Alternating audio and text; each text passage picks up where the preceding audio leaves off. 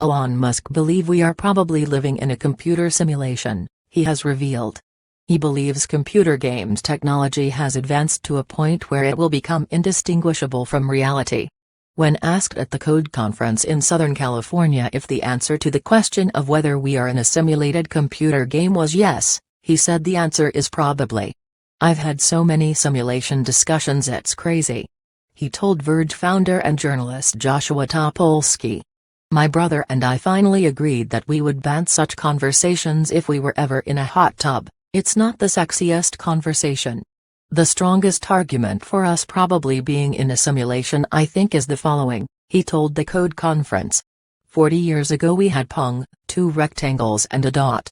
That's where we were. Now 40 years later we have photorealistic, 3D simulations with millions of people playing simultaneously, and it's getting better every year. And soon we'll have virtual reality, we'll have augmented reality.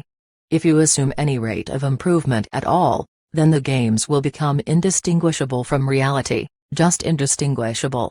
Even if the speed of those advancements dropped by 1,000, we are clearly on a trajectory to have games indistinguishable from reality, and there would be billions of there. It would seem to follow that the odds that we're in base reality is 1 in billions, Mr. Musk said.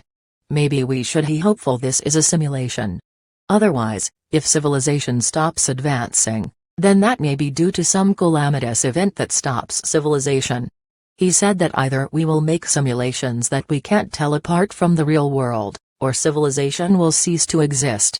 Musk also claimed that as AI improves, we will need to augment their brain power with digital technology.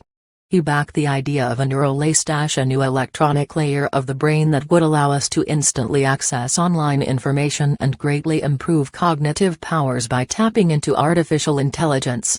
Under any rate of advancement in AI we will be left behind by a lot. The benign situation with ultra-intelligent AI is that we would be so far below in intelligence we'd be like a pet, or a house cat. I don't love the idea of being a house cat, he said. The solution that seems maybe the best one is to have an AI layer. A third digital layer that could work symbiotically, with your brain. Somebody's gotta do it. I'm not saying I will.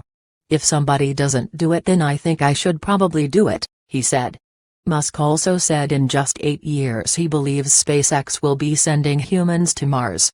CEO of SpaceX, Elon Musk, has said he expects to launch a manned mission to Mars in 2024. Which would arrive in 2025.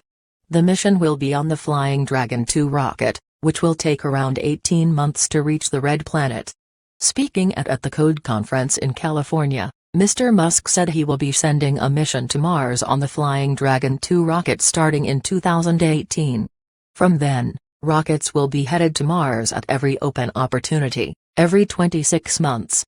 But Mr. Musk's ambitions do not stop there. He also said that the first rocket carrying human cargo will launch in 2024. This is subject to delays which SpaceX has previously been subject to. For example, the launch of the Falcon Heavy rocket was initially meant to be in May 2016, but was pushed back on 2 separate occasions. The rocket is yet to launch.